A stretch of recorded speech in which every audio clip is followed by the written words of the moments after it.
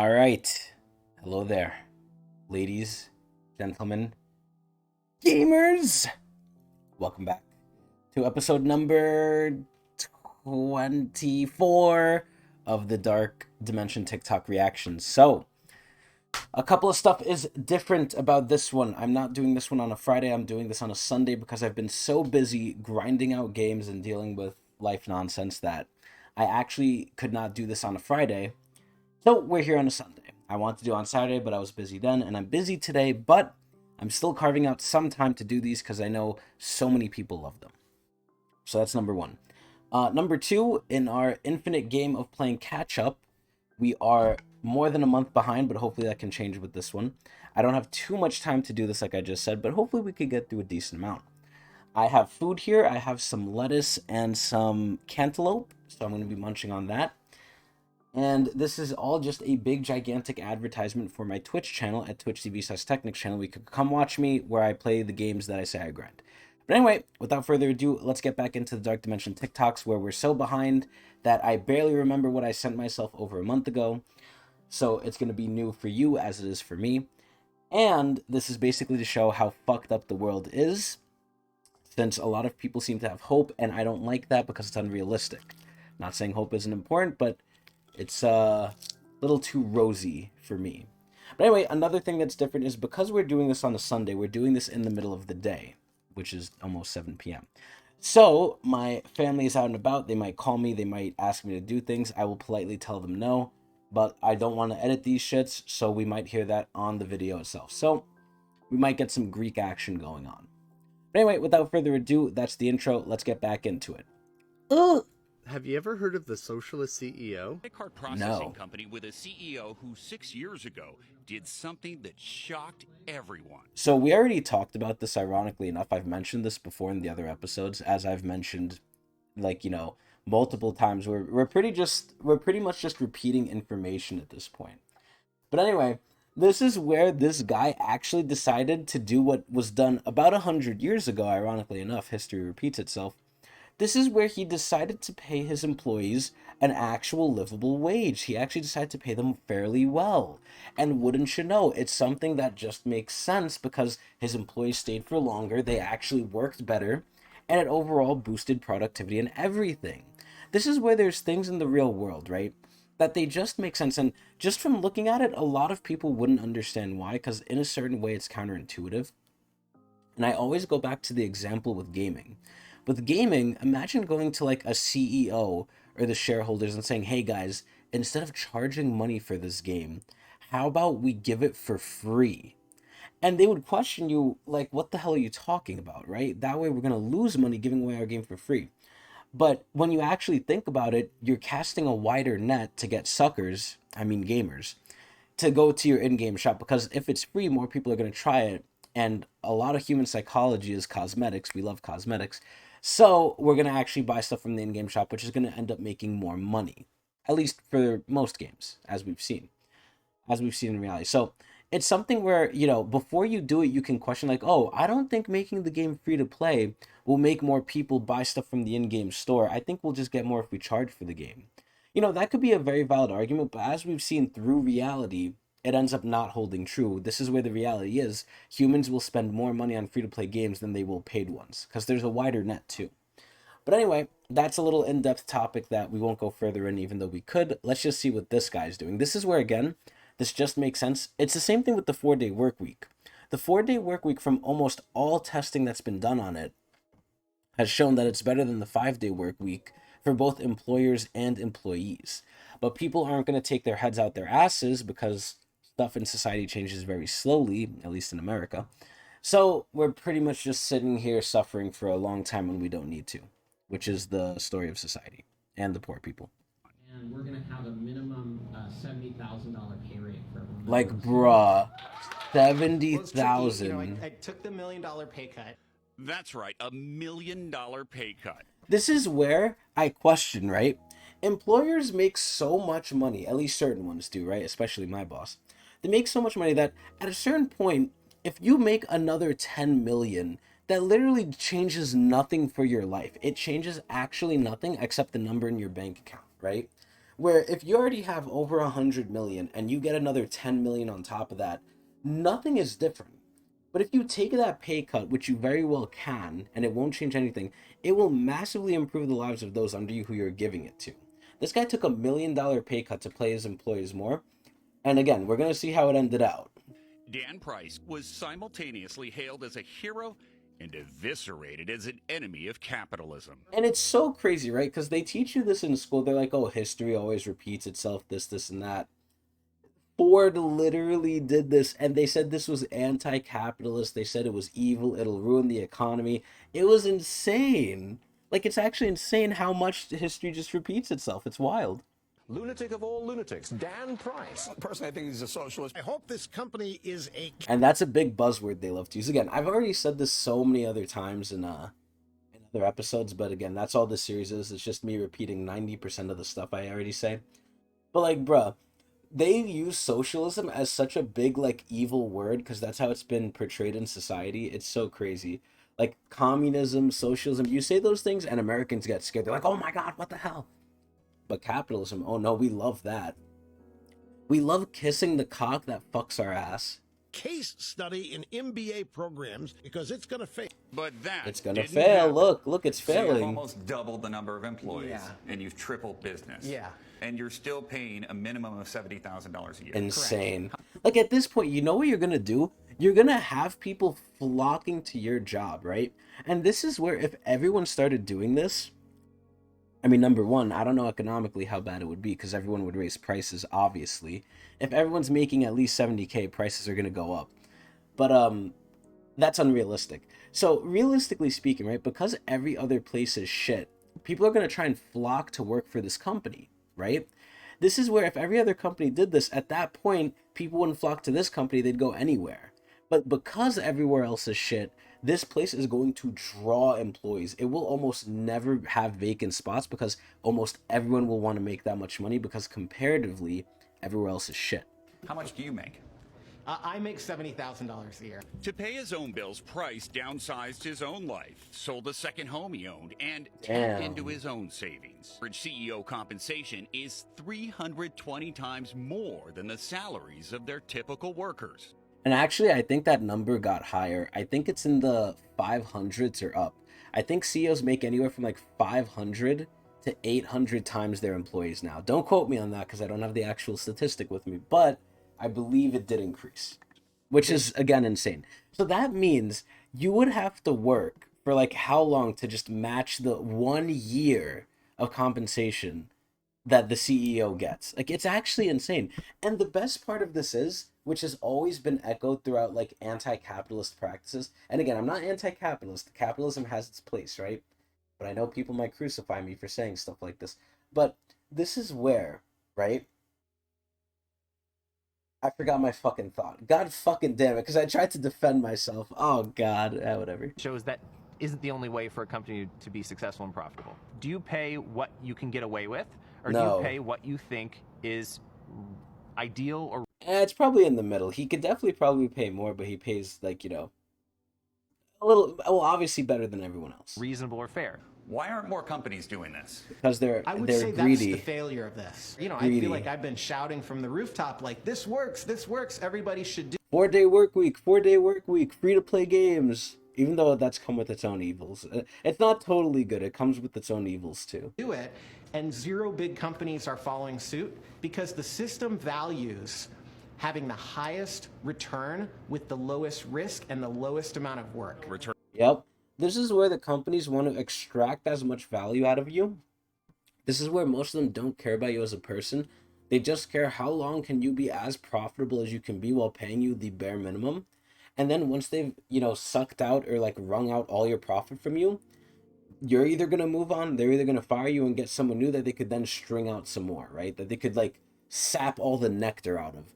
Instead of, you know, sponsoring you, helping you grow, they exploit you. That's basically what it is. And again, it's not just capitalism. Other systems do this too. And again, I'm not anti-capitalist, but capitalism definitely has its problem, but so does everything else. Returns are up in large part because bigger paychecks have led to fiercely loyal employees. Yeah. Turnover. Because guess what? They don't want to leave to go to a shitty job that pays half of that. They'd rather stay in this job and get paid way better than everyone else for doing the same thing. Rate was cut in half. So when you have employees staying twice as long, their knowledge of how to help our customers skyrocketed over time. And that's really what paid for the raise more so than my pay cut. And this is where, again, this is a proven thing. It actually costs money to replace employees. So unless the employee is really doing nothing, just getting rid of them and then replacing them costs, I think, on average, I think about $6,000, which, isn't really too much for a lot of these big companies, but it depends on your role and whatever, right? If you're in a role that produces a lot of money and they get rid of you, all that time getting the new person set up and getting them up to speed, it's going to cost them money. So this is where it actually pays better, like it's actually more worth economically to keep employees than to get new ones, for the most part. During the pandemic, losing 55% of its business in March 2020. And look what this fucking Chad did here. Ready? Watch this. Yo, Dan Price is a fucking Chad for this. Ready? At one point, Price figured Gravity was only 4 months away from failing. Its Bruh. employees voluntarily took a temporary pay cut. Like, look. So it wasn't Dan Price who was the Chad. I mean, he's still a Chad for what he did, but it was the employees, right? The employees said, "Listen, we are willing to take less to stay here because you've been so good to us." Actual loyalty. There's no loyalty with me to my job. If they tell me leave, oh thank God, finally I'm free. We reduced our salary to $40,000. Yeah, I think we took each about somewhere around 60%. Are you back up to normal now? Not only back to normal, Gravity repaid us all Wow. of the pay cut that we had voluntarily given up. Have you ever heard? Insane. Fucking sane. So I just want to show you again, right? There's obviously the Dark Dimension TikToks where, it's a giant ad for my Twitch. But this is where I like to show videos just about, like, how fucked society is and how good it could be.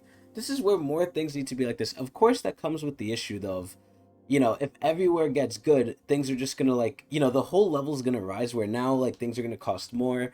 Basically, can we escape the greed, right? Because if everywhere starts paying $70K, at that point, all the prices are going to go up, and then it's not really going to mean the same as it does now.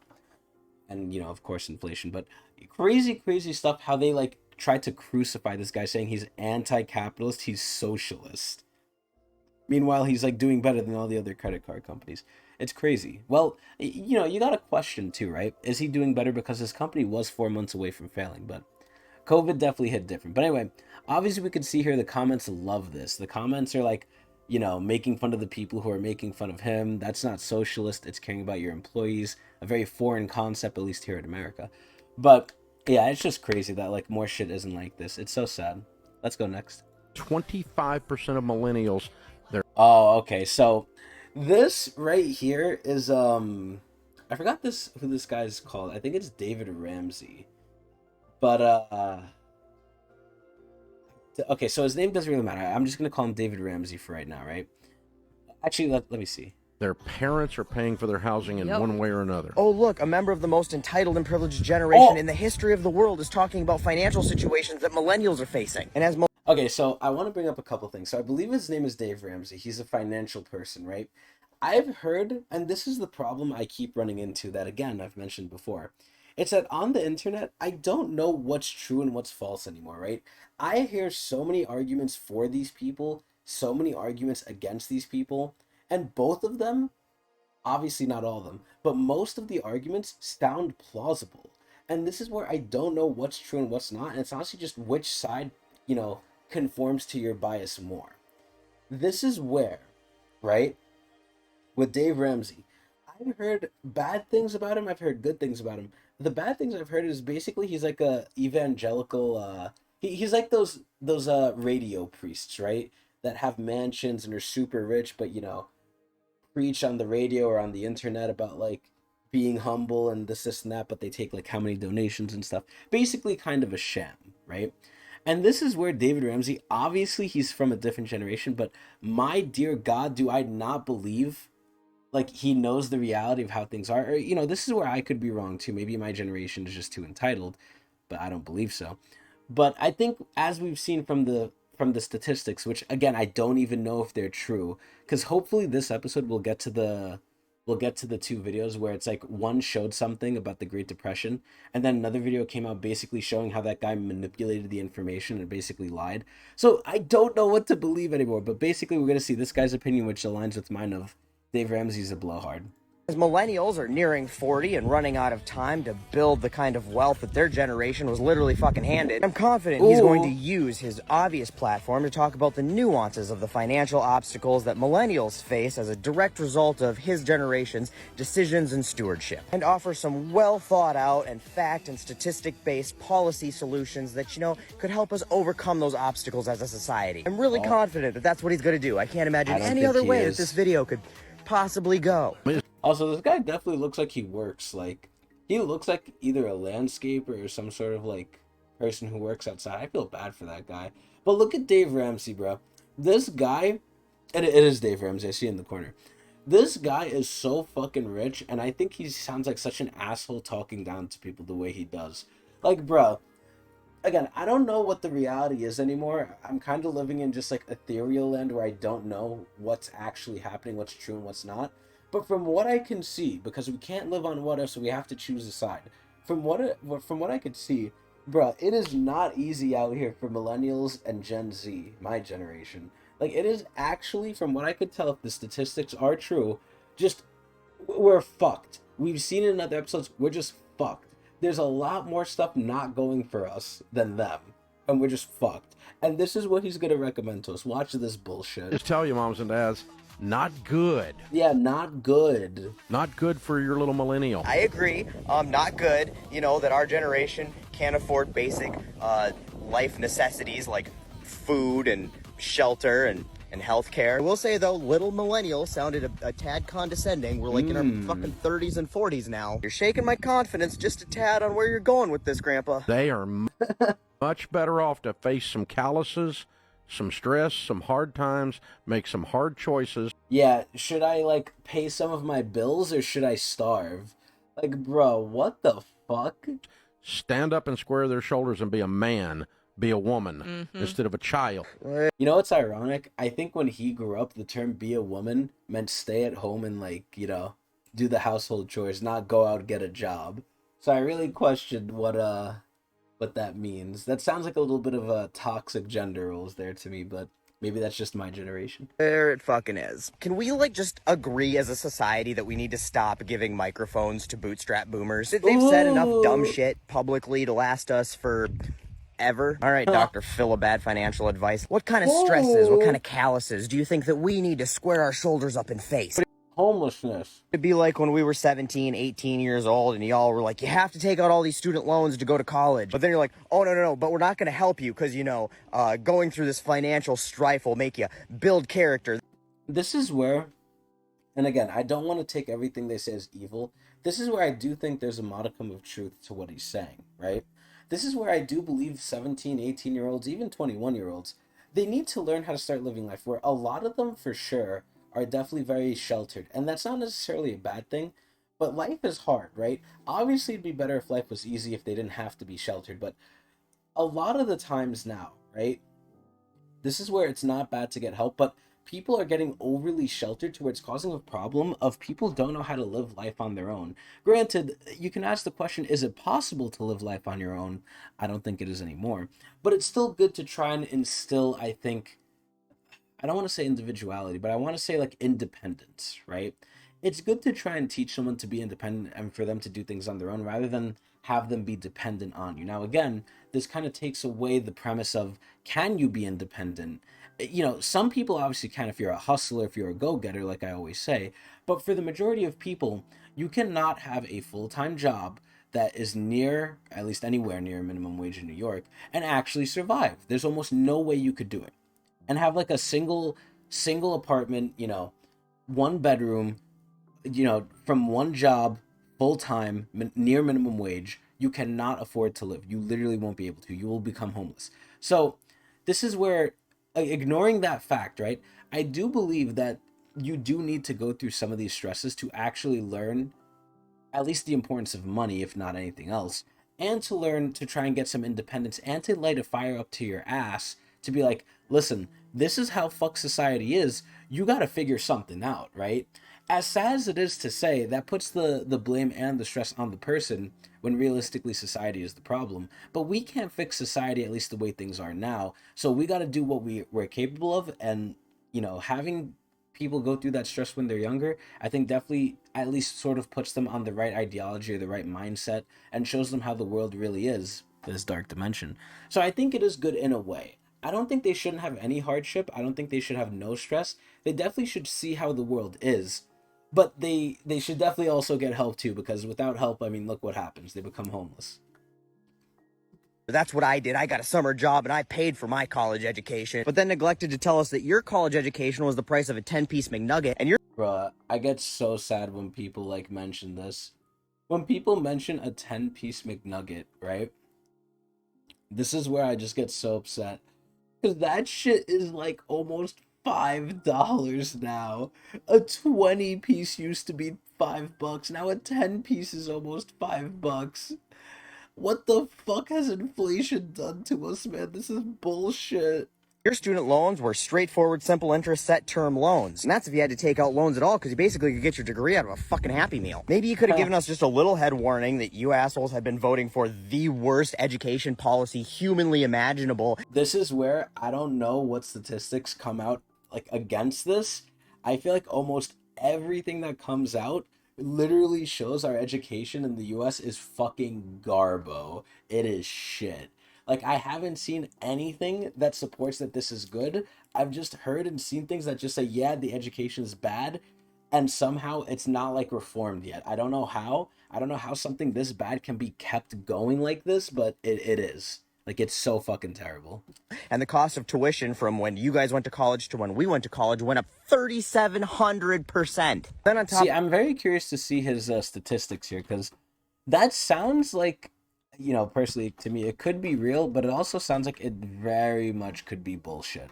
So I don't know if we should take that as necessarily true. So take that with a grain of salt. Because again, I always want to put forward, if nothing else, I want people to put forward in this thing, like, we don't know what's true and what's not anymore. We honestly don't. So we got to be careful with what people say.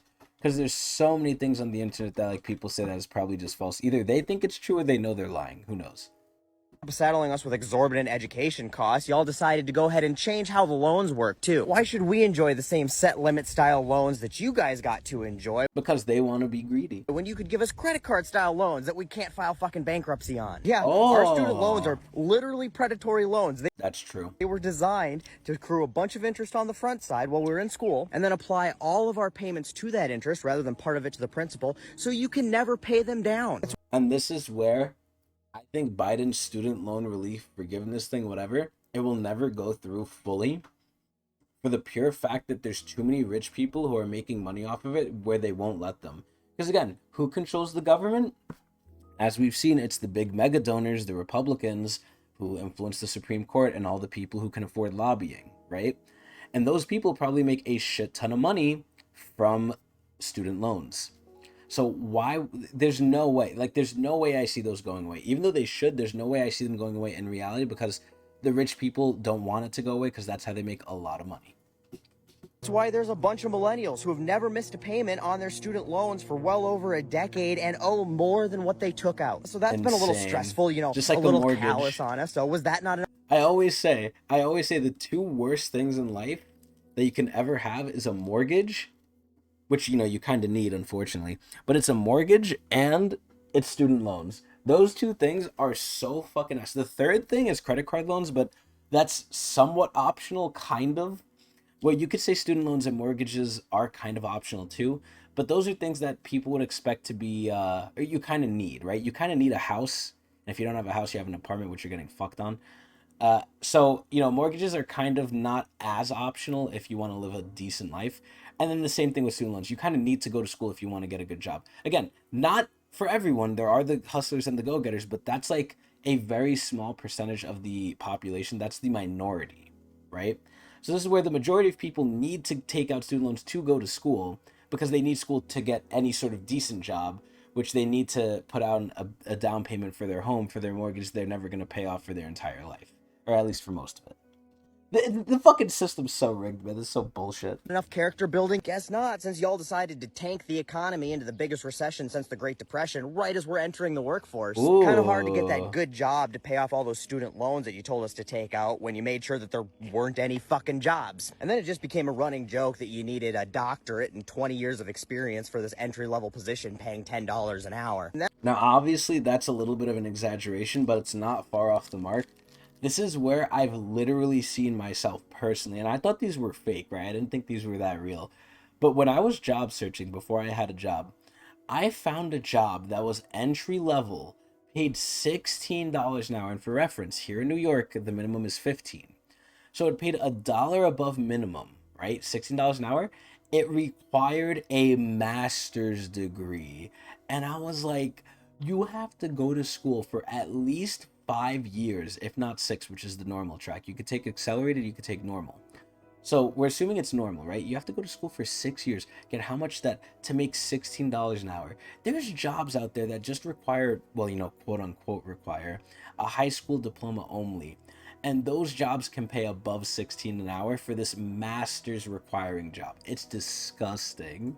That's not even being hyperbolic. That's the kind of shit that we were expected to apply for. That's the jobs that you made available to us. It's insane. So, thanks again. Oh, and part of the reason all of these jobs sucked so bad is because you guys spent decades gutting the fucking unions that Very true. you benefited from. Very Your parents and grandparents built unions that allowed you privileged little assholes to be D- high school dropouts and still get a job pulling a lever in some factory that allowed you to buy a house in the suburbs, have a stay-at-home wife, 2 cars, and 3 fucking kids.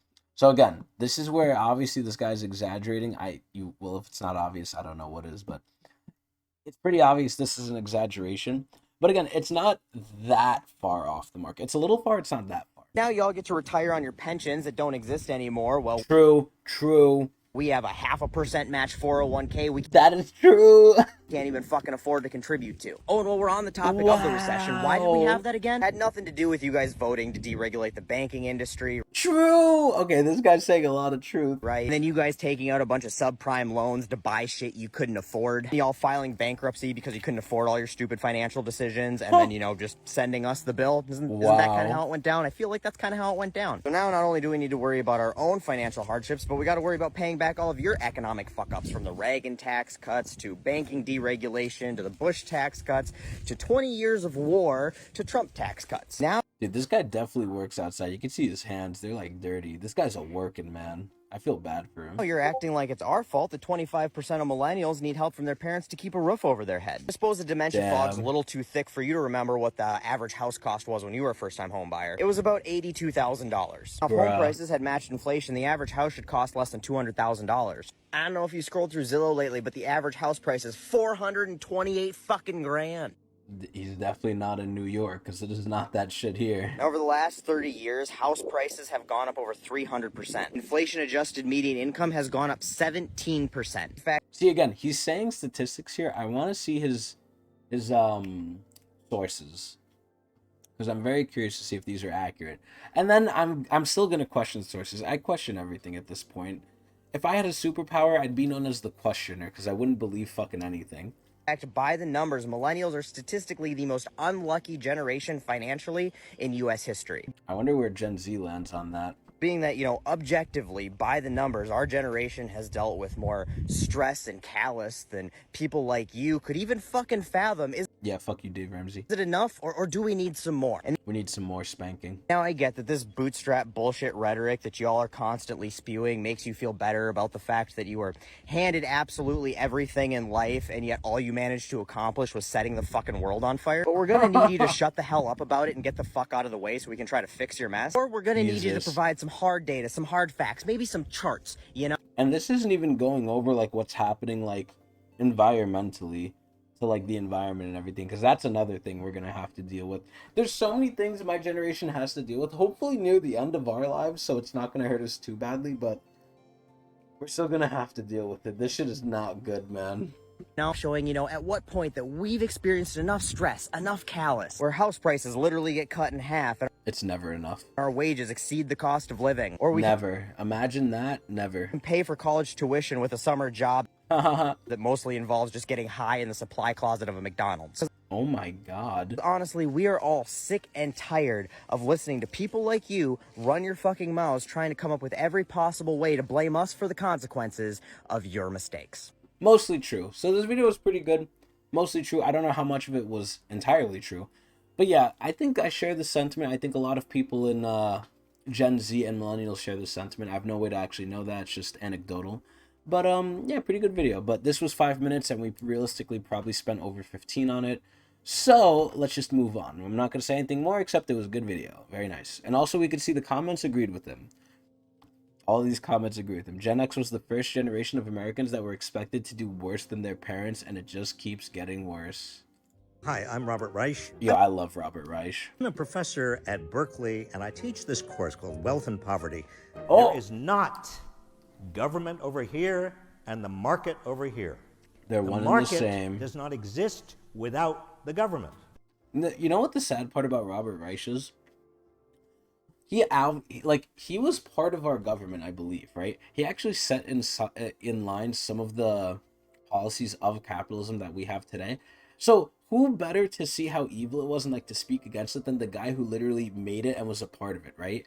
He can see how bad it was because he fucking made it. This guy obviously knows what he's doing. He has a doctorate too, so you know he's a smarty pants. But this is where I think he has very great ideas. He's very smart. He's saying like what needs to be said. He's saying things that are correct. But my god, does he start to look old now. Like, I'm very scared he might, like, pass away soon, because, oh my lord, like, it's sad that, like, a lot of these people who are realizing this now are so old, because the way things in our country work is the older you are, the more influence you have, especially in our government. Young people aren't allowed to do shit. But the old people that are finally realizing this shit's bad are people like Robert Reich, who are, like, I guess near the end. It's sad. This is going to be my last semester, but I do want to make it available more generally. No, Robert Reich is retiring. And you know what? This is ironic too. So I went to Hunter College, and in Hunter College, I took the greatest degree there ever was, media. I majored in that. And I had this teacher called Mr. Ewin, Mr. Stuart Ewin. I believe that's his name. And he was one of the best professors there. He was like kind of legendary because he taught there for so long and he was really good. And he always told us, right? At the end of the day, if you don't know what you're going to do, like, you know, do something. But look at me, right? I didn't know what I wanted to do. So I literally just teach a class where I talk about things I like to talk about. And he's like, it will be very easy for you to get through life if you just talk about things that you want to talk about. Because that's all I do. And I was like, damn, yo, this guy set himself up nice. He's like, yeah, I don't really have too many skills. Obviously, I could have learned them, but it was kind of hard for me. So what did I do? I ended up just learning how to talk about what I want to talk about and get paid for it. So it's actually crazy. He ran his class so well too. But the sad part is he was really old, right? And he definitely had opinions similar to these about society. And he felt for us, you know. He was a really, really good teacher, which is very rare. And the saddest part is he was so old, similar to Robert Reich, where I had him for his last semester there. And the sad part is I had his class almost the entire time I was at Hunter in my media major. I had him for like my full 4 years. But because I'm like such a quiet bitch, like in public, I'm definitely not like how I am when I make videos and when I stream at Twitch TV/Tecnics channel. He probably didn't even remember, like I didn't stand out at all. So it was very sad, but like he definitely made a lasting impression on me. I don't think I did on him. But it is what it is. But anyway, yeah, so all these old people that are finally getting it are retiring and they're like close to death, so it's kind of sad. I feel like we're gonna have a middle gap where my generation, the people that are finally getting into government, but they're gonna take a while before they're actually gonna be taken seriously or again to a place where they can affect things. And who knows at that point if like they're actually gonna be able to or if they're gonna get corrupted too. But I really like Robert Reich, man. He's so cool. So this is going to be available free of charge to you on Substack. Please join us. So I just wanted to show this out because, again, Dark Dimension. I want to give us every possible opportunity to try and get out of the Dark Dimension pit that we're in. So this is where, I'm probably not going to do this because I'm lazy and I have no time. But this is where this is for everyone else. So if you want to learn about wealth and poverty and take Robert Reich's course, there you go. And it's literally free. So I just want to spread that around. Let's go next. Very nice video. Thank you, Robert Reich. I make $180,000 a year as a software engineer. Damn, dude. That's a lot of fucking money. Dude, that's a lot. That's like 2 to 5 times as much as anyone else I know. Let me actually calculate how much is that for me, right? So technically, and we're going to be rounding. We're going to use like rounding, right? This is where I'm going to take what I make, right? And I make about, I would say, oh my god, my freaking family's calling me. I knew this would happen too. All right, give me 1 second. Let me mute and see what they want. Hold on.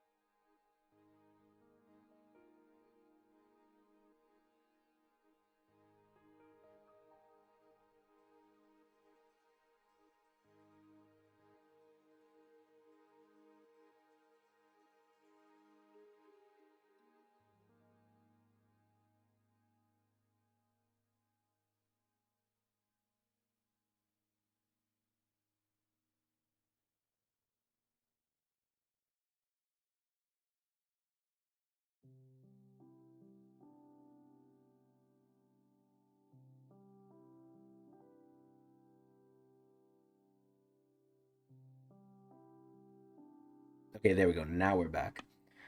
All right, so I'm getting Chinese food. Cool. Anyway, my dinner is taken care of for today. So anyway, I make, for rounding purposes, without rounding purposes, I make about, and this is before taxes, which I don't like using, because before taxes is like not what you're actually making. It's like a make-believe number. After taxes is what we should really be working with, but it is what it is.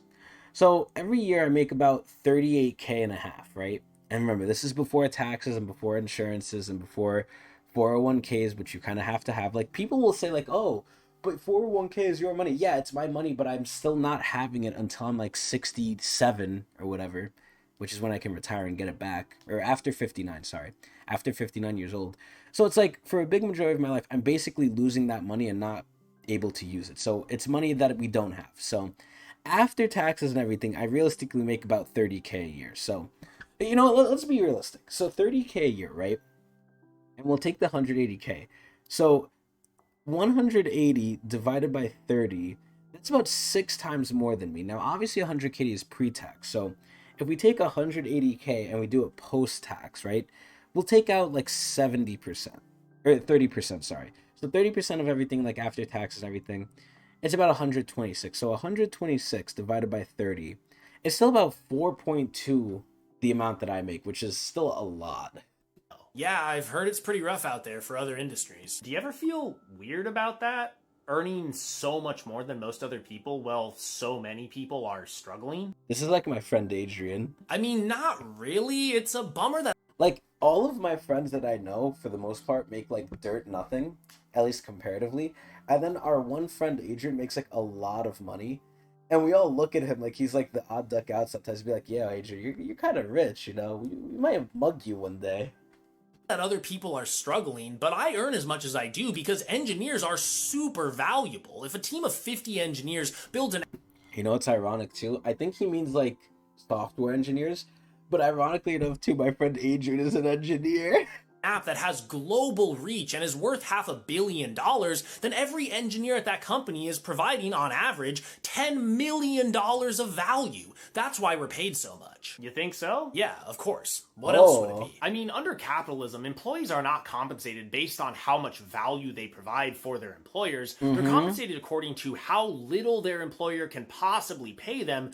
And if that doesn't sound evil to you, I don't know what the fuck does. Based on the labor market for their position. The reason you're paid so much is because there's been a shortage of software engineers for over a decade, meaning that individual employees in that field have a lot of bargaining power when it comes to compensation. I mean, I guess that makes sense, but isn't the high demand for software engineers based on the value they provide? It's all about supply and demand in capitalism. all about supply and demand. I mean, in part, yes, but demand doesn't determine compensation on its own, and we can pretty clearly see this by looking at the fact that you don't produce all the value that you are talking about all on your own. Even if we ignore everyone else working at your specific company and assume that it's just the engineers at your company producing whatever app it is you produce by themselves, that app still requires physical hardware to run on. People have to extract raw materials and process those materials and manufacture them into phones and computers. I'm for slave labor. Also assuming that your app probably uses the internet, which requires a fair bit of physical hardware that needs to be built. Yeah, but that's already built. Like, this is stuff that, yeah, it needed to be built, but once it's in place, it's called infrastructure, where once it's there, it's there. Obviously, it needs general upkeep, and obviously it does get upgraded, but I feel like once you do the bulk of the work of setting it up, that's the hardest part of it. And where for software, it's not the same. For software, you constantly have to be making new things, and that's the primary focus. The primary focus of infrastructure is getting it there, maintaining it, and upgrading it. But the primary focus of stuff like apps and like stuff like technology-based stuff like that, it's making it completely new and making it way better than it was before. Where for infrastructure, it's like that, but at a way slower pace.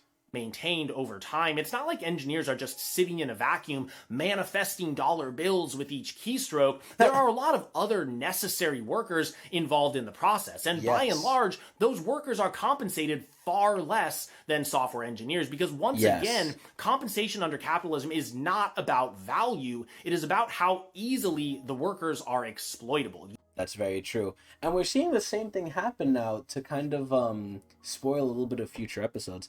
We're seeing the same thing happen with UPS. So we're getting closer and closer to the UPS strike. So currently, at the time of recording, it is currently... Oh my god, hold on. Oh god, I need to turn my AC off. I'm like naked in my room right now.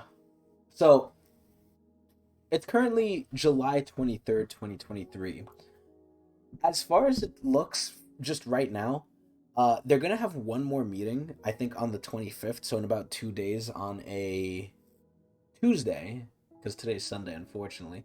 But on a Tuesday, I think they're going to get together and try and hash it out with UPS one more time, the UPS and the union. And it doesn't look like it's going to go good. So, as it's looking, the UPS strike is about to happen. This is where UPS workers were paid very, very well. I believe UPS full-time workers were paid like near... 6 figures, if not 6 figures, a year. Like, they make, I think, at least 100K a year or something around there.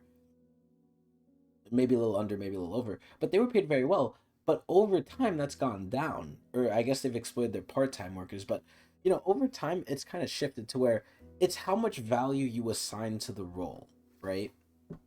You are fortunate at the moment to be in a not particularly exploitable position. However, industries change over time. Just like UPS. And that will not always be the case. That's very true. What are you getting at? Are you saying I should be paid less? I do not think that engineers should be paid less. Everyone should be paid more. I think that everyone else should be paid more. Wow, what a crazy idea. But again, the main issue with this is everyone is paid more, all the prices are going to go up. So how do you control this, right? I think there needs to be some exterior sort of like control or some exterior limit put in place, because look at what happens with rent. With rent, it goes crazy. Like, if one person raises their rent, instead of other people keeping it low, they say, oh, look, that guy's making more money. We can do that too. Let's all raise the rent, which they do. Because if your rent's lower, you're going to feel like you're getting cheated out, even though more people are going to flock to you. It's the same thing in business. In business, why sell things for cheap? Yeah, sure, you're going to attract more customers, but you're going to attract customers regardless. So you might as well raise prices like everyone else to keep making more and more profit. So there's literally no limit set in place for this. So it's just going to spiral out of control. So if all pay goes up, all prices are going to go up. Probably, if not by an equal amount, probably more than the pay goes up, because that's what we've seen through history. So what the fuck do we fix? Like, this is a stupid freaking system. But I often hear this idea from engineers that they deserve to make multiples of what most other working people make because of the value they provide, and it always rubs me the wrong way. Why? Two main reasons. Firstly, there's an implication that if engineers deserve to be doing so well because of how much value they provide, well, people who are not doing so well, people who are struggling, must deserve to be struggling because they're not providing enough value. Logically speaking, Under capitalism, this makes complete sense. It's wrong as fuck. It sounds evil because it is. But according to the logic of capitalism, you are compensated based on the value you provide. That means if you are not compensated well, according to capitalism, you are not providing a lot of value. So, for instance, the person at McDonald's who literally feeds people, right? The people making food, oh, that must not be too valuable under capitalism because they're paid so shittily. Unless maybe it has to do with something else like human corruption and greed. You're subtly Which capitalism helps. signing off on the idea that capitalism is a meritocracy, which it absolutely is not. Secondly, I think this mindset makes it really easy for engineers to forget that at the end of the day, they too are workers at the whims of the ruling class. You might be well paid for now, but you are still, under capitalism, just a commodity. This self-congratulatory mindset about the value engineers create stands in the way of meaningful solidarity for other workers who really need it. Oh shit. Why have you thought about this so much? Are you an engineer? I have. No, we're probably a fucking office worker who fucking spends most of our day trying to look busy and not working. And for most of the last decade, but at the moment I'm trying something different. It pays a lot less, but the value it provides is much more clear and direct, and so far I'm enjoying the work a lot more. So, you know what's crazy about this? I make 100. So, the thing that's crazy about this, and I've heard this pop up more and more now, and again, I don't know if it's the algorithms showing me what they think I like or whatever, but I've been seeing a lot more rich people taking pay cuts, especially in the tech industry, right? Aside from all the mass layoffs the tech industry has done, which is insane, I'm seeing people also in the tech industry literally just leave it or take like lower jobs because they want a work-life balance. They don't like how much like the high level paying jobs ruin their life or work-life balance too. And they just can't stay. Like, the money's not worth it. Because, again, I always say, right, especially with the CEO thing from before, what's the value of it? How much does it matter to you, right? What's another 1 million when you have 10 million already? It doesn't change too much. This is where the rich people, or the people who are in high positions, are realizing it's not fucking worth it. They're going lower because it's not worth it. I'm seeing more and more of that. It's actually very interesting. I don't know if it's going to grow or if it's, like, the next big thing, but I've definitely seen inklings of it to where I think it could be. But anyway, very nice video here. Let's go next. Well, folks, the 175-member Republican Study Committee came out with their proposed budget this week. That is possibly one of the worst things the Republicans in Washington, D.C. have ever come up with. Oh, shit. So obviously, this video is very geared towards, well, maybe not geared towards a side, but definitely against a certain side. The Republicans this year have spent months screaming at the top of their lungs that they do not want to cut Social Security. They do not want to cut Medicare. They're not doing all these horrible things that President Biden and the Democrats say they're doing. Those people, they say, are liars. Liars! Fucking Marjorie Taylor Greene. Hey, Marjorie Taylor Greene stood up during Biden's State of the Union and called him a liar when he said Republicans want to cut Social Security and Medicare. Please show the clip. So it Fuck, he's not going to show the clip. God damn it. Should come as a surprise to no one that this Republican Study Commission's first item up for cuts is, of course, Social Security. So this is a very, very complex topic, right? So the first thing I'm going to say is, as always, I question the validity and the facts of what he's saying. Because again, if we go to the Democrats side, if we go to the Republican side and we see what they have to say against Democrats, they're probably going to paint them as the devils. This is where the Democrats will paint the Republicans as the devils too. So it's like, I don't know if I should believe this. But again, we can't go forward questioning everything. So we're going to assume this is true, but we're going to keep our ear to the ground. We're going to play it by ear. So obviously this could be false, but pretending it's true for now, assuming it's true, this is actually insane. Like, bruh, they literally said they're not going to do it, and now they're doing it. Like, what the fuck? Followed secondly by Medicare. And also, for the Social Security thing too, this is where Social Security, the way it's set up, which again, once you realize it, it's very much geared towards the rich, where Social Security, you only get taxed up to a certain amount of your income. So I believe the income is in the 100,000s. I believe it's around 150. And you know what? Let's actually get off TikTok for a second. Let's search it up. Social Security taxable limit. So, the taxable limit for Social Security earnings is, let's see, how much of my Social Security is taxable? Fuck no. Tax limits on your earnings. Here it is. So, in 2023, it's about 160,000. So I was close. In 2022, it was around 147. So, this is where, if you make more than this, your Social Security tax will only factor in up to 160,000. And if we needed any more validity to see that this is actually true and not some hoo-ha, this is from the official Social Security Administration website. This is legit. This is not fake, right? So this is where we see if you make up to 160,000, that will be taxed towards Social Security. You will get a Social Security tax on that. But if you make any more than that, none of that goes to Social Security anymore. There's a limit. And the fact that there's a limit means a lot of these rich fucking assholes, which get out of paying taxes anyway, in like some cheap ass ways, but for the ones who actually pay it, most of the money that's coming into Social Security is from us, because whether you're rich or poor, right? As long as you're making up to 160K, you're paying into Social Security. So the ultra rich, which could definitely fund Social Security more, for some reason there's a cap here to where they don't have to. And this doesn't make sense, because who do taxes hurt more? The little people or the big people? The people who are struggling to find money to eat, or the people who, if they lose $1 billion, it doesn't matter to them, right? It doesn't change anything to them. You know, take a wild guess, right? So it literally doesn't make sense why there's a cap, because this could help everyone if we tax the rich on this, but for some reason there's a limit, and I honestly think I know why. It's because the rich put it there, but who knows? What Republicans would do with this budget proposal is increase the retirement age for Social Security, raising it from 60. Yeah, so instead of taking out the cap for rich people, they're just going to make poor people work for longer for them. Oh my God. This is so nasty, because it really shows, right?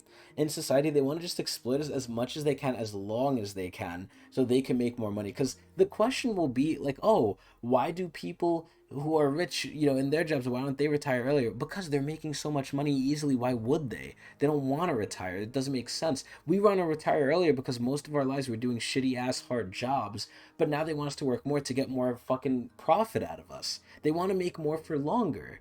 It's so oh my God, I hate this. 67 to 69 years old, because they said, hey, 69. So this is where I actually made a mistake. So I thought the age that we were able to retire, my generation, Gen Z, I believe it's everyone after 1959, we get to retire at about 67 years old. So that's not that young. And remember, in France, they were rioting because they raised the retirement age from, I believe, 62 to 64. Our retirement age is 67, and now they're trying to raise that even further. They're trying to raise it again, similar to what they did to France, 2 years. Now, do you think in the US we're going to start rioting, going in the streets and breaking shit? I don't think we are. I don't think we are. I think we should, but again, Americans are just, we're like sheep, man. It fucking sucks. Hey, people are living longer, so we may as well raise the retirement age so we can squeeze a couple more years of work out of them. Yup. The only problem with that is that for the first time in 100 years, life expectancy here in the United States has actually declined. I mean, what a surprise. We're fucking fat fucks who smoke, drink, and eat all the time. Like, no wonder it's declining, because we're such an unhealthy nation. Our education is terrible, so it doesn't teach us about this shit. Our economy is terrible, so we can't afford anything that's healthy, because that is expensive as shit. And all the stuff that's cheap is bad for us. And we don't know any better, and we don't care because we don't have any money anyway. So even if we knew better, we can't even afford it because we're all depressed and shit. It's like this whole cycle. Everything's working against us. And for the record, life expectancy for someone born today in the United States is actually 10 years lower than somebody born right now in Japan. Lovely. I mean, Japan got its own issues. Let's not get it twisted. We're about 5 or 6 years under the life expectancy for England. Ah, yes, the life British. Expectancy in the United States is not increasing as Republicans tell us. So if they... Well, see, this is where I question, right? What statistic are the Republicans using, and what statistic is this guy using? And which one is true? How do we verify the truth anymore? I don't understand how. I'm thinking of what to name this episode. At this point, I might name it like, how the fuck do we know what's true anymore or not, honestly? They go through with their dastardly plan here to raise the retirement age of Social Security, you're probably looking at maybe 4.5 years, 5.5 for women, 4.5 for men, because there is a 1-year discrepancy in life expectancy between the two genders. You're going to only have a couple years to enjoy your retirement. Lovely. And we're going to be slaves for most of our lives. The Republicans know that. They have these actuarial tables. They know that life expectancy is not increasing in the United States. Insane. But they also know that corporations want workers, so your retirement can be damned. Yeah, so this is where, again, right? When you see things are falling apart, I think people's main reaction isn't, oh, hey, how can we fix this? It's, oh, hey, how can we be good? How can the people like me and my immediate circle be good? And the main way they figure that out, I think, is to just exploit other people. And it's not even like, hey, how can we be good? How can we just make more? Because they're already good. A lot of these people have so much money, they can't spend it in their lifetime unless, again, they buy a literal fucking country. So it's like, or like, 50 mega yachts, where it's like, hey, how can we be even better? It doesn't make any sense, right? It's just greed. It's honestly just greed. They don't care. That's also why, as part of their provisions here, they have a plan to privatize parts of Medicare. Lovely. Which would, of course, increase costs for those on Medicare. Yes. But it would save the government a couple of dollars here and there, so what's the big deal, right? Yeah. That's not the only thing it does. In addition to screwing over elderly retirees, Republicans also want to make the tax cuts from 2017 permanent. Wow. So, a big handout to the wealthy elite. Corporations get their fair share, of course, of that tax cut. Oh, yeah. Even Republicans and some Democrats in Congress will be the beneficiaries of those tax cuts. You know what I'm going to name this shit? Because we've been going over the cycles of how fucked this is, I want to name this episode, The Game Was Rigged from the Start. I really hope I remember that or find a better title, but I'm thinking that's what it's going to be now. But if you're an elderly, low-income retiree, you're screwed because Republicans want you to be screwed. This is where I honestly question, like, how has the country not had enough people get fucked? Because obviously, as time goes on, more and more people are becoming in poverty. The middle class is getting, like, subterfuged into the lower class. Like, they're getting melded together. Like, the middle class is disappearing, kind of, but not really, at least the lower middle class. The fact that there's classes within the classes, there's a middle, an upper middle, a lower middle, like, that should tell you, like, what the fuck is happening, right? The lower middle class is getting subsumed into the lower class, right? To where, as time goes on, there's more and more people that are getting fucked.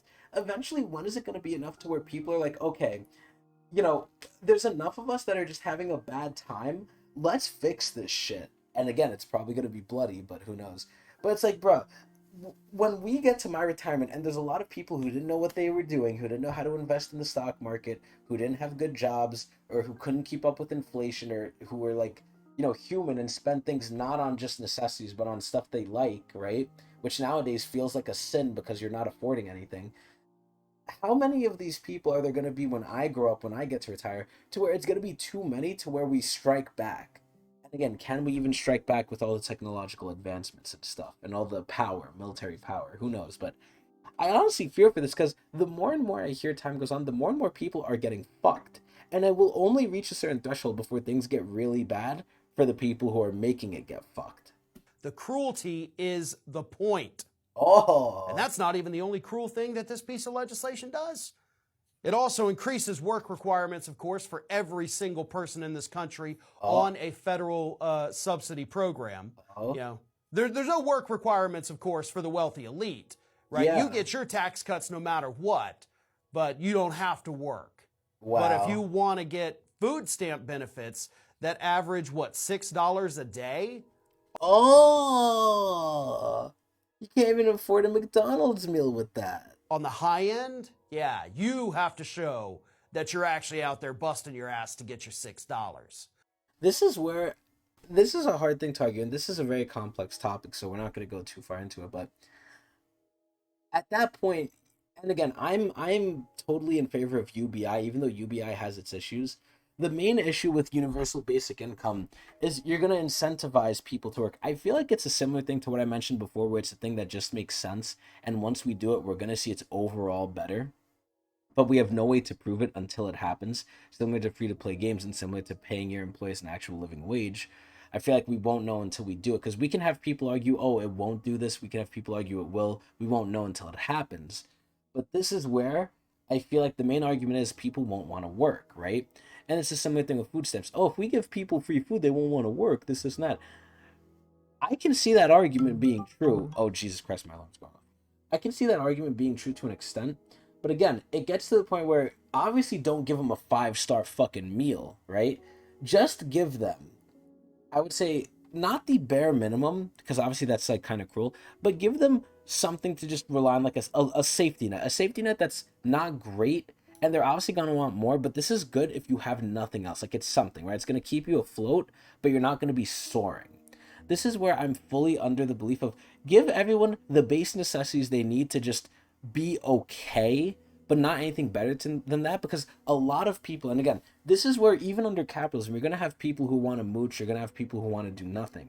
This is where if you give it to them, sure, you're going to have people who want to do nothing, you're probably going to have more, but there's always going to be people like that who are trying to exploit any system, right? But this is where if you give people just enough, they're obviously going to want the better things in life, at least most of them will. Obviously, some people are going to be content with just settling for next to nothing. But those people were there regardless, and they were there already under capitalism. They were already doing that. So again, it's going to be a little bit more with the new system, but I feel like if you have a new system that guarantees basic stuff for everyone, it's overall going to lead to more productivity and just better things overall. Better mental health, better productivity. You're going to have a safety net, so you're not going to have to be worried if you could fucking eat or not, even if you work. And people are going to want more. And this is the ironic thing too.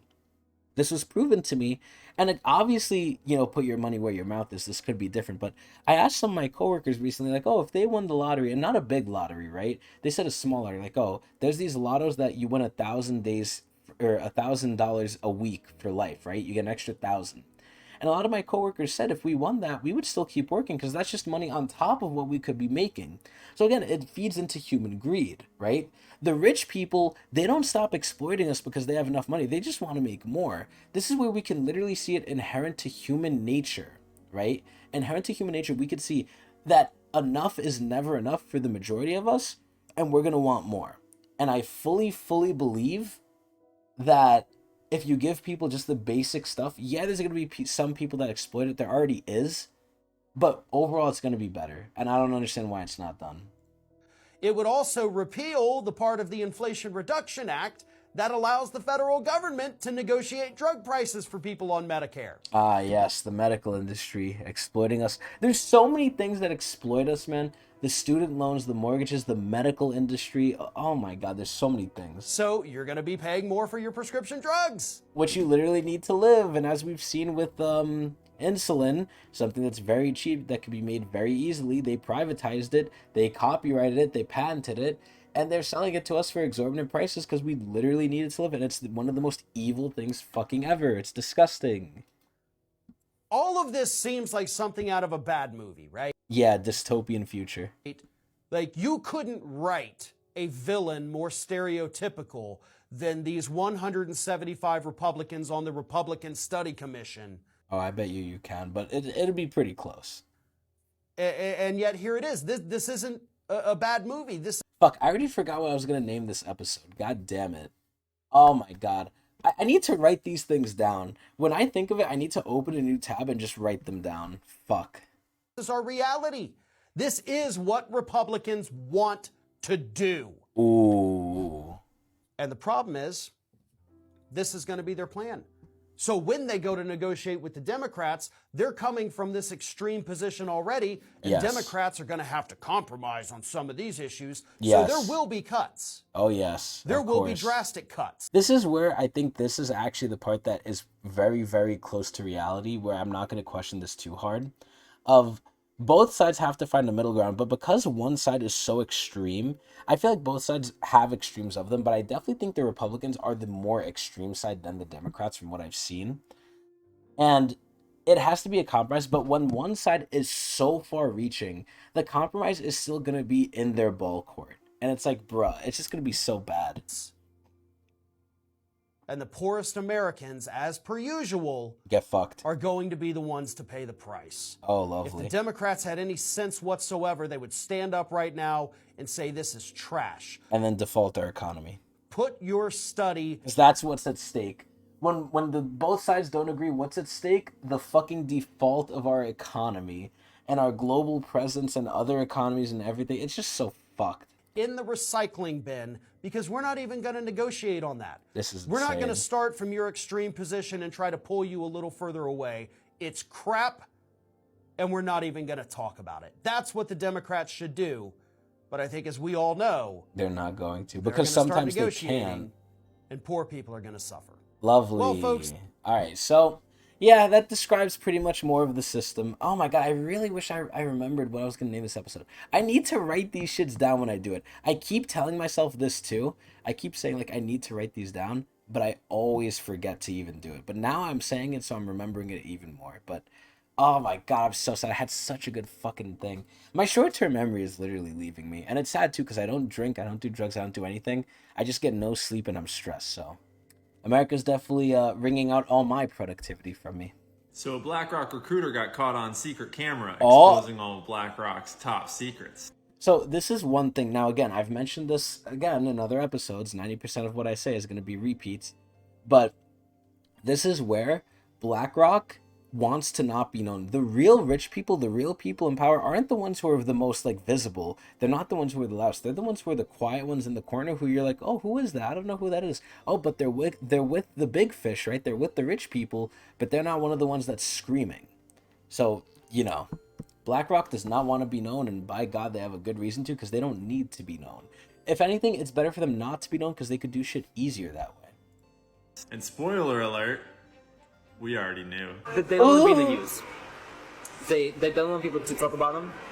And remember, I walk by every single day I go to work, BlackRock and Blackstone, two of the richest fucking companies that own almost every other company in terms of, like, their position in the stock market and stuff. It's actually insane. I walk by these places every day and I own them too. I own into BlackRock and Blackstone. They don't want to be anywhere on the radar. Roger that. We won't talk about them anymore. Don't normal people worry about this stuff? No, normal people don't give a shit. This is beyond them. And you know what's so funny? They say this was like a secret interview, as if like they didn't know they were being recorded, yet the camera's right on their face. Unless it's like a spy camera. I don't know, man. Going on 650,000 people do give a shit. This guy is going to eventually die. Oh, yeah, I knew it. I knew the interruption was gonna come. Thankfully it was quick though. They just want to know if I want anything to eat, which I do, but not during the show.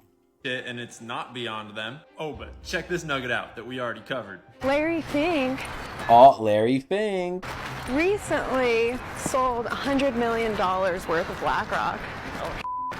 Oh shit. Wow. That's not something you want to hear from someone who works at BlackRock. Oh shit. Damn, Larry, that's not a good sign. Damn, Larry! We stumbled across that by accident just a week ago. A reporter knew that Larry Fink had recently sold $100 million worth of BlackRock stock. Shit, maybe she follows the channel, baby. What's up, reporter lady? And the guy talks about how they buy politicians and like endless war because they profit off of it. He says a lot of things. I don't know, it kind of just sounds like some boy trying to impress. I mean, listen, that's not something new, right? It's bad, but that's an historically accurate thing that, like, in war is profitable. Like, that's not anything new. Come on. It's a cute girl to me, but it's like, who's gonna do it, right? If there's like the holy grail there, someone is gonna sip from the cup. No one's not gonna sip from it. Someone is going to take advantage if it's possible. It's just the question of who, but it's always gonna happen. Like, again, it's human nature. Sure doesn't hurt the case we're building around here. So I think it originally broke on Twitter. You can look up James O'Keefe on Twitter. I'm sure you can find it there. If you want to know more about how BlackRock's running the world, you've come to the right channel. Stay tuned later today. I'm trying to boost up my ESG score, so I'm going to do a video for the boys and for the girls. We're doing the tool aisle, and we're doing Sephora, baby. So stay tuned. So that's when he shows, like, who owns what and, like, what's actually, like, good. But we're not going to go over that. We went over that in the previous episode, where he went over the shampoos, I believe. But yeah, I'm actually a little scared for this guy. I feel like either A, this guy's going to get corrupted, they're going to try and buy him out, or maybe he's already bought out and we don't even know it. Maybe he's showing us what they want us to see, at least to an extent. And if not, maybe he is going to disappear sometime in the future. Who knows? But anyway, let's go next video. This is pretty good. It's really important that political... Oh, my favorite senator, Jeff Jackson from North Carolina. ...leaders level with you about how much your life is about to change because of artificial intelligence. Okay, so more AI stuff. So as I've always said, AI, it's very cool, it's very scary, and it brings out very, very interesting topics of how the future is going to work.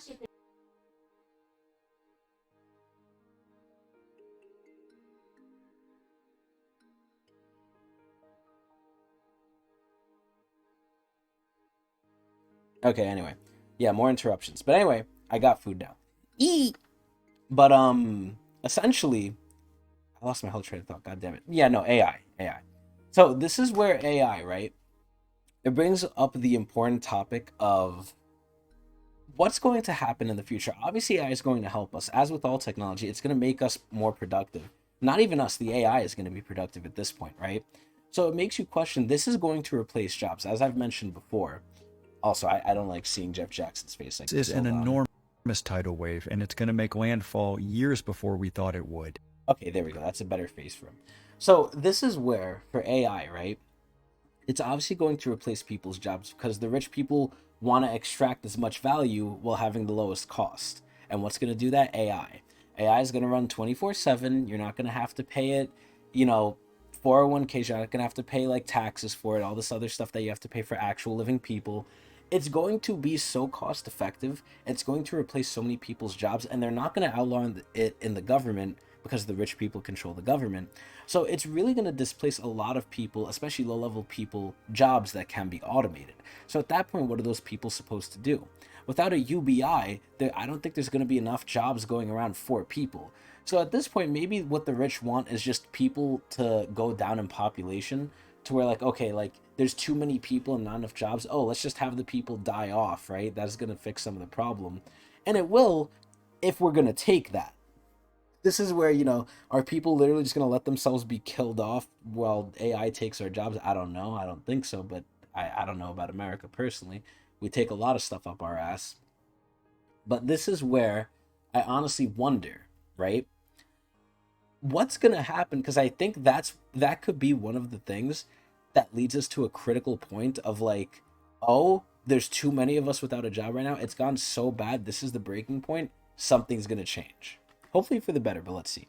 No one knows if this is going to create more jobs than it obsoletes, but I'm on the Science and Tech Committee, and what I've seen is that the entire tech sector is sprinting this direction because they believe that the winners get to stay in business and the losers don't.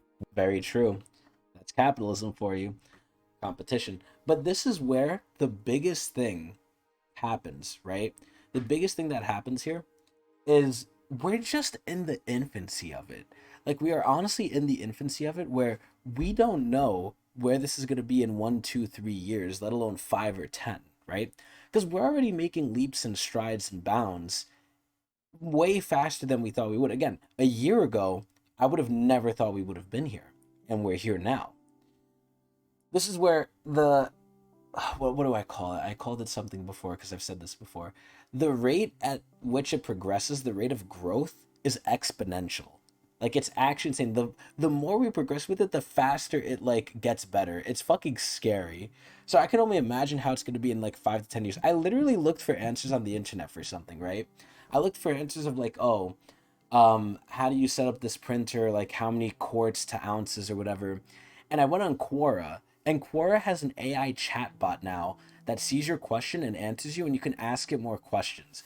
And before, it used to be you had to find someone who posted it, like a real person, and someone responding to it. No, now you literally have AI chatbots answering you with semi-accurate, if not very accurate information. It's insane. It's wild, bruh. We're already seeing it in society. It's fucking crazy. Which means we are being pushed into a full-scale technological revolution. Yes, You're about to revolution. See AI everywhere, including politics. Which we are. Remember, this was made on 6/20. This is a little over a month ago, because we're on 7/23. And I'm already seeing it on Quora, so... There will be lots of high-quality deepfakes in this election. Oh, yes. I can't wait to see Nancy Pelosi naked. How did they know? there are safeguards being developed for that kind of misinformation. I've talked to different... You know what's so funny too? The first comment here is, how do I know this isn't a deep fake? Was tempting. And you know, this is the scary part too. And I've mentioned this before. How do we know if we intercept a quote-unquote secret message from Putin saying he's gonna nuke the US, that it's real or not? These are going to get so good where we don't know if it's real. It's scary. Groups who are working... I could see this being a deep fake too. On them. Of course, deep fakes aren't that good yet, but they're getting close. It's getting scary. But they're in early stages, and I don't think they're going to be ready in time for this election. So you have to be really careful with video clips on social media. Yep. Like this. Be more careful when you hear from me about whether it's actually me. And then let's just say this, right?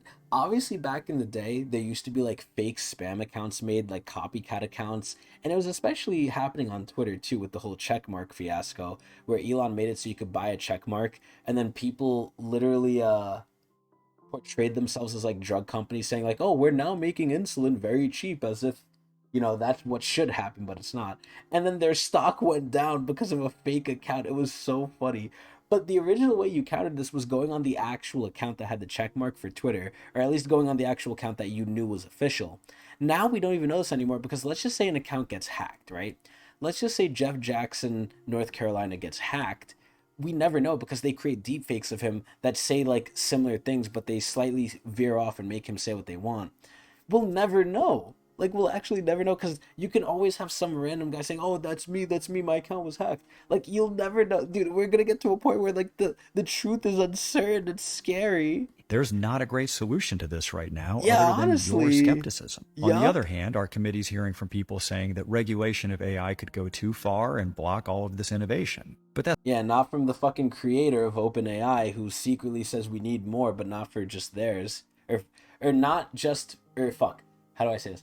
We need more regulation for AI, but not for theirs specifically, as we've seen, hopefully. It's not going to I think happen, we went over and I'll that. tell you why. The political will in Congress to do some big regulation of AI just isn't remotely there. The Yep. much greater chances that we'll end up doing basically nothing, as we did with the internet and Yep. social media and Oh, yeah. cryptocurrency. Uh-huh. So if getting Congress to do anything is going to be really hard, what's the most important thing about AI that we absolutely have to get right? To me, the top of the list is guarding against the intentional misuse of AI, like creating new biological or cryptological weapons. I won't go Jesus. into detail about that for obvious reasons, but there's some really bad scenarios that could be unlocked, and we need safeguards in place against them right now. So that's what I'm Yeah. working on, and I'm going to keep you posted. Thank you, as always, Jeff Jackson. Scary ass shit, man. AI is scary. I really wish I can remember what the old title was of the video, but whatever.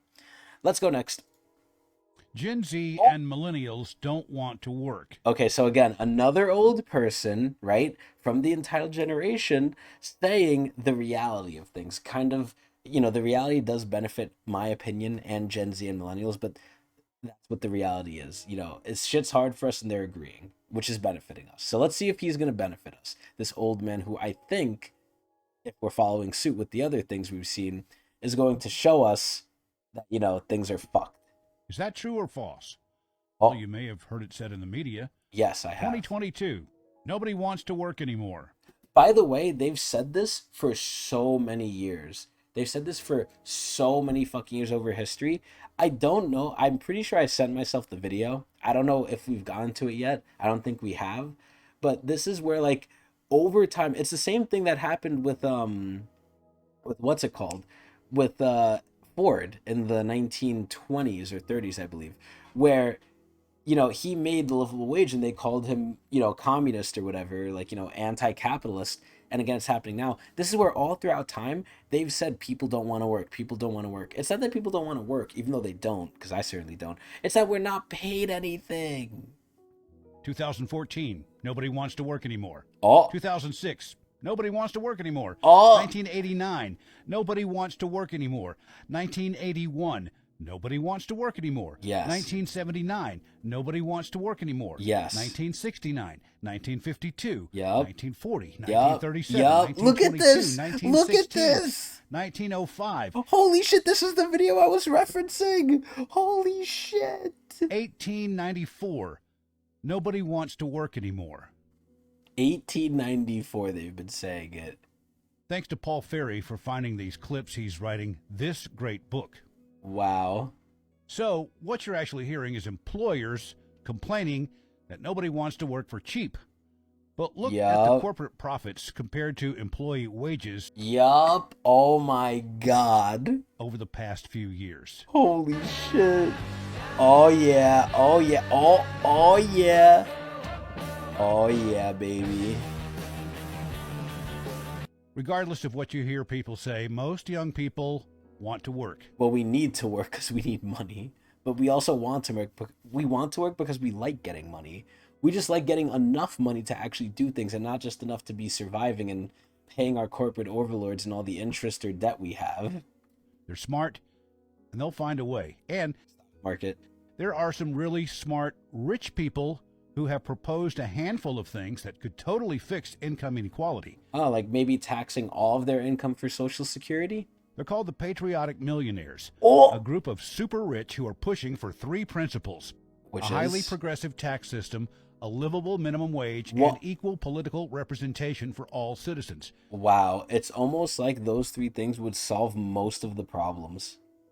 Definitely not going to be done. They're actually begging the government to tax them more because even they can see that eventually, if this crazy wealth inequality keeps up, the pitchforks will be coming out. This is what I say. This is fucking crazy. So this is where, right? Some of the millionaires or the rich people should be scared because if the other rich people keep making it worse for the poor people, heads are going to roll. And aside from the ultra wealthy, like Jeff Bezos, who could literally live in space his entire life because he has so much money, he, like, if he wants to, he could do it.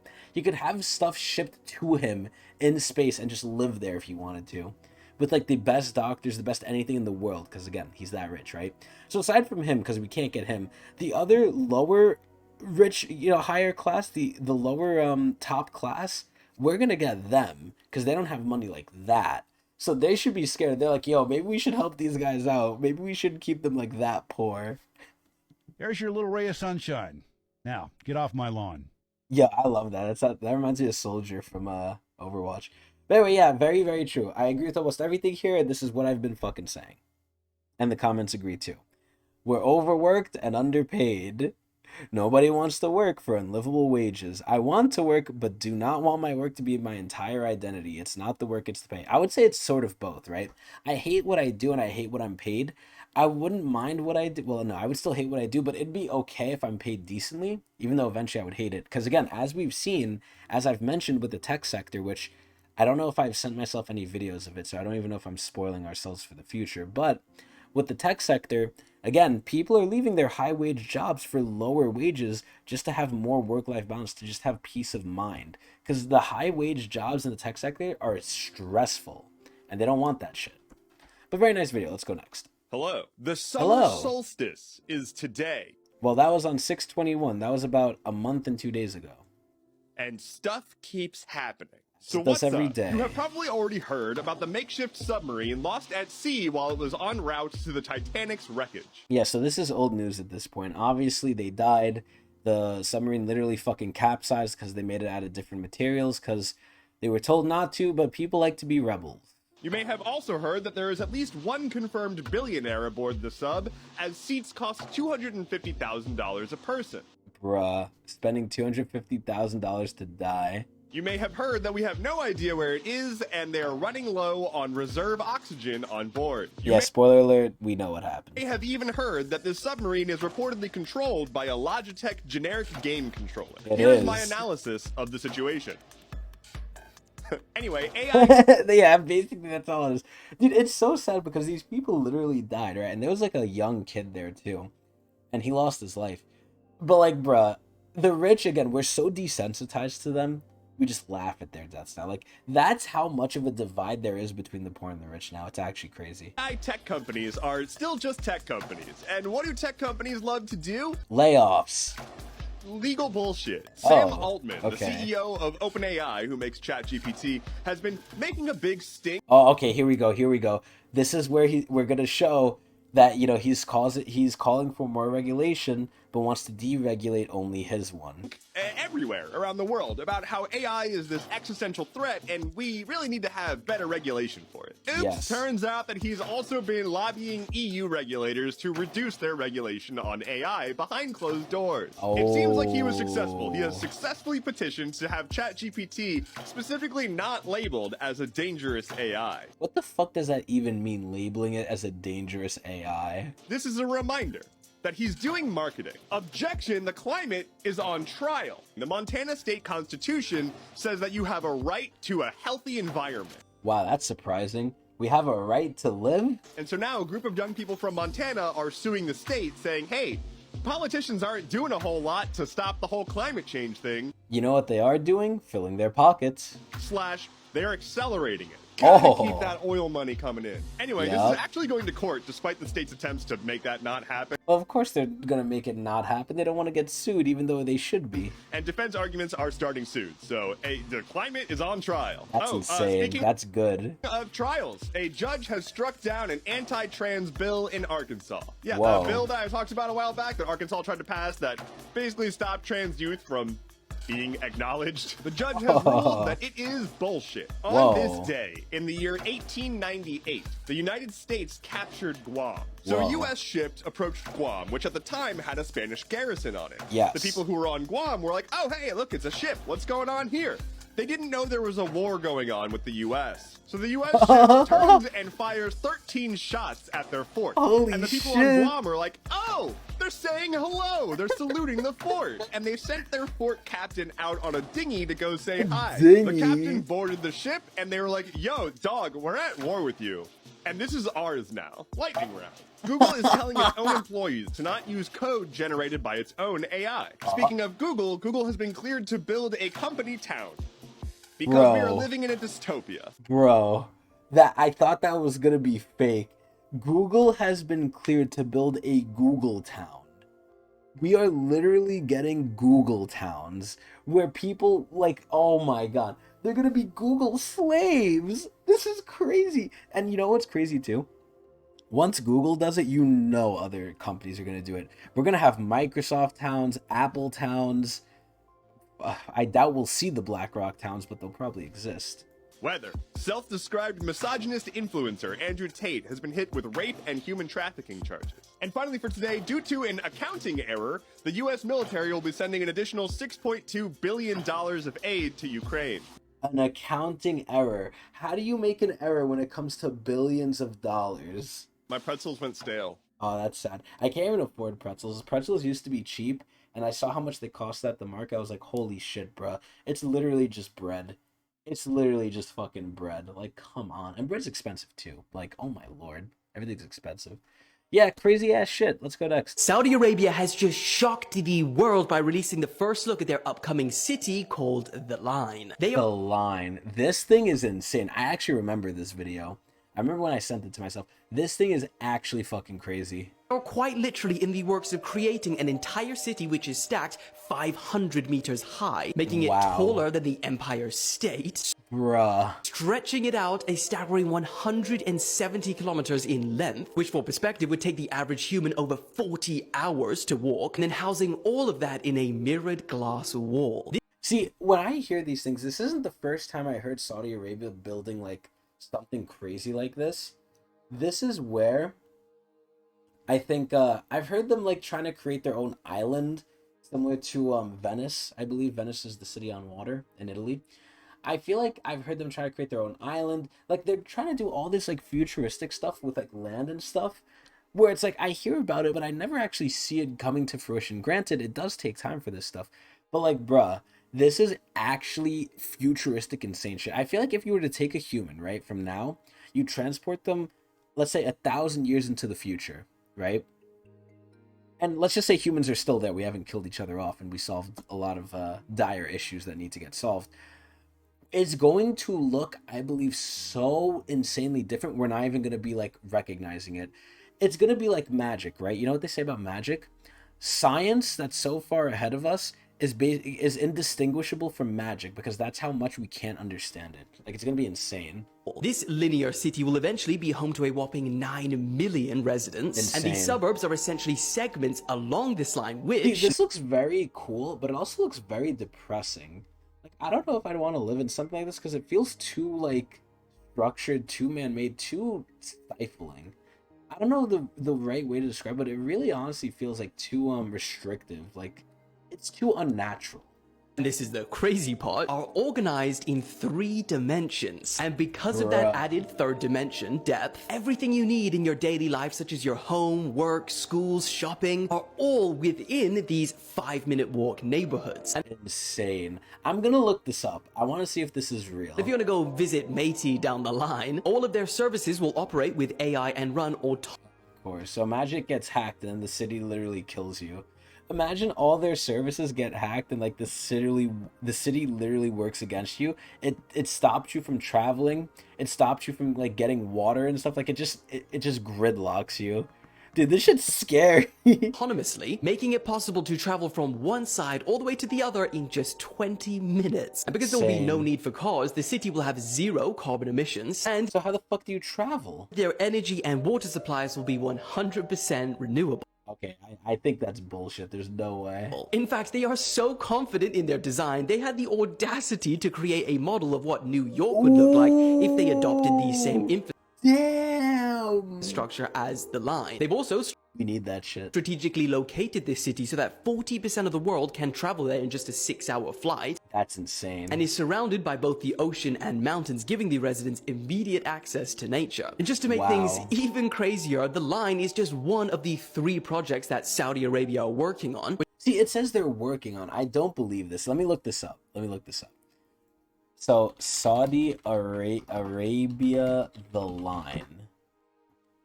The line, a revolution in urban living. Let me see this shit. It's under construction, apparently. It was announced 2 years ago in the city of Neom. What the fuck that means? Yeah, accept the cookies. I don't care. I want to see the images of this shit. Is this actually being created right now? I don't think it's even being created. I guess they're starting it, but there's no way. That looks fake. There's no fucking way this is real. Like, this has to be just like artist renditions. There's no fucking way. Yeah, this is from January 16th, 2023. So this is the progress. So almost nothing. It's literally almost nothing yet. And this is the thing. The Saudi Arabians, like, they have money. They control the oil. They have fucking money. So they can definitely afford this. The Oxagon and then Trojena. Which of course I'll be making separate videos about. And while there's no official release date for when this could be complete, the line is a large part of the country's Vision 2030 program. So the question is this somewhere you would want to live? No, I mean, again, it sounds crazy, but it feels too futuristic. It feels too restrictive. It's very weird. But yeah, this is what our future is kind of looking like. So this is very interesting. Let's go next. Well, here's the shitty deal. Oh. Americans get significantly worse services Yes. because our tax dollars don't fund them. You know what they fund? War. So, of course, our services are worse, and thus we enjoy less happy lives than people who live in the aforementioned countries. But that doesn't matter because even though we're unhappy, we're still here and we're still following the status quo. So our happiness does not matter as long as it doesn't impede what the rich people want. Not that At least it impeded enough. difficult a concept to conceive, really. You get what you pay for, said the cartoon dog to the other cartoon dog. And while you might think the reason American tax dollars don't fund as many services is because we pay lower taxes than other countries, that's not even true. Oh shit! Again, let's pretend that the statistics are real, because again, we're gonna question everything. Federal, state, local, and sales taxes, and include other costs and services that our taxes don't cover but other countries' taxes do, like our uniquely high health insurance premiums, you'll find that Americans actually give away more of their wages than most of the developed world. Oh my god, another way Americans are just above everyone else. Look at us. Look at us. For example, in Canada, for a married worker with 2 kids, all of the previously mentioned costs... See, again, I really question what his sources are, because I would love to confirm this, even though I'm not going to go through the work of actually doing so. From taxes to health insurance premiums, make up only 11% of the average wage. Insane. In the UK, it's just about 26%. Meanwhile, once you tack on the cost of our outlandish health insurance premiums, you're spending a whopping 43% of your paycheck. That's more than France, Finland, Sweden, and Norway. In real reality... Another way America keeps taking this W, baby. The Americans keep much less of what we own than in other countries. In other countries, their government takes a bit more tax, but then gives that money back to their citizens in the form of healthcare or job support. Healthcare? What's that? We have to pay for that. This is one of the biggest things I questioned, right? Like growing up, I always heard like healthcare sucks, this and that. And I questioned, I was like, how does it suck? Like I don't understand. When I figured out how it sucks, this is the part that I don't understand, right? When I used to be unemployed, they gave me free health insurance because they're like, oh, they know it would help everyone if everyone had at least some coverage, right? It literally helps everyone, and they're right. So this is where my free health insurance as a poor person was better than my paid health insurance as a quote-unquote not poor person that works. Because again, if you work full-time on minimum wage, you're not in poverty, even though you really are. So this is where the way healthcare works is like this. You have to pay every week or every 2 weeks, depending on your pay cycle at your job, for health insurance. And not only do you have to pay for just owning it, when you go, you also have to pay a bill for going. It's called a copay. And you have a copay up to a certain amount, right? So let's just say you have to go to the hospital for some reason and you need to pay this copay because let's just say your leg got cut off. At that point, you need surgery or something. That's going to cost you like 10K or more, right? If your copay is like 5,000, which is still unaffordable to lower income people, you're only going to pay 5,000 and everything else you have is going to be covered, but you still have to pay the copay. So let's just say I go to the doctor like a normal person.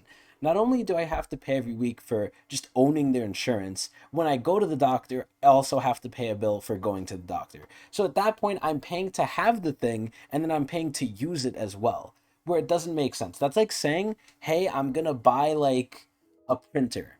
Okay, so I bought the printer. Now I'm going to pay every week for owning the printer. And then if I want to print, I'm going to pay more. It's like, are you serious? Like, what is this? Or a general safety net for all vulnerable citizens, no matter how dusky they are. So what do Americans get for the money we pay in? Well, sure, we get a crumbling Ah, yes, look at how that looks. You know what that is? That's Manhattan right there. Structure, shameful homelessness, and... Yeah, you know what's ironic? This is literally what happens near my park. When I go running at the park, I've seen people in tents sleeping there now. It's actually so sad. Millions of hungry, neglected children, but... Yeah, look, she's running. She's running from the homeless people. Also get some of the worst services in the developed world. Yes! Again, our healthcare.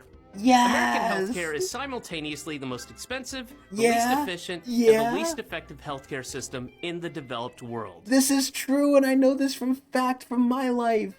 Hey! We're not going to question that one. That one, there's two things I don't think we should question in terms of their validity. Number one is the education system in America and how shit it is. And number two, the healthcare system and how shit it is. The devil's trifecta. And in exchange for this extremely expensive, inefficient healthcare system, what do we get? Well, we get some of the worst health outcomes in the developed world. Yes. We have fewer hospital beds per capita than people Yup. in Turkey or Brunei. Oh. Americans have a lower life expectancy than people in Lebanon or Cuba. We've seen that before in the earlier video. And in the Mississippi Delta and much of Appalachia, life expectancy is lower than in Bangladesh. That's insane. In fact, in 2017, the United Nations sent a commissioner to West Virginia to document what he saw, and he described, quote, third world conditions of absolute poverty, unquote. We Amazing. even have a higher infant mortality rate than people in Russia and Serbia. Yeah, we beat Russia, all right. In every single metric, America does worse across the... Well... This is insane. This is just insane. It's not even the whole thing, but oh my god, as we can see, America just sucks. We live in the dark dimension and America sucks. A lot of people think America's the greatest country in the world. In some ways it's good, most ways it's bad. But every country is bad in some ways, but America is pretty bad. And again, I just want to show people the truth. Let's go next. It is official. 96 hours of oxygen is up and there is still no sign of the missing submarine. So these are the most likely scenarios of what happens now. According to... Yeah, and I'll tell you what happens now. We already know what happened. And I was hoping to get to this sooner, but we didn't because, again, we're playing catch-up always. So they died. It exploded because they were stupid. But at least it was instant. It was pretty much instant death, so they did not suffer. While Americans have been distracted by a rich guy who got lost in a submarine. Oh, which we just saw. In the shadows, U.S. regulators approved the sale of synthetic lab-grown meat. Oh my god, I just realized the picture of what they had on there. That's a chicken with 2 fucking heads. Or like a chick. Oh, that's nasty. That's fucking disgusting.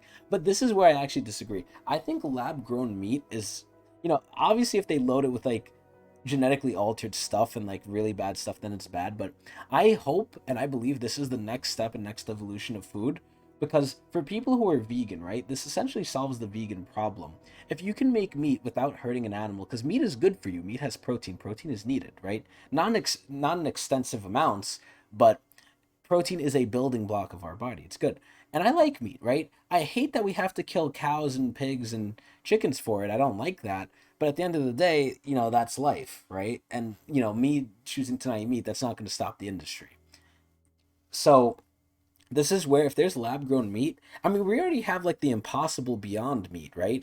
And I think that shit actually tastes pretty good. It doesn't taste fully like meat, but it still tastes good. And if it's, you know, not hurting the cows and stuff, and if it's not being sourced in a really bad way for the environment, I'm all for it. I'm not against this. Technology is, you know, not always bad. It's sometimes good. I actually don't think this is a bad thing. I think lab-grown meat, not only could it be cheaper, not only could it be better, because again, a lot of environmental waste and a lot of stuff that's bad for the environment, guess what?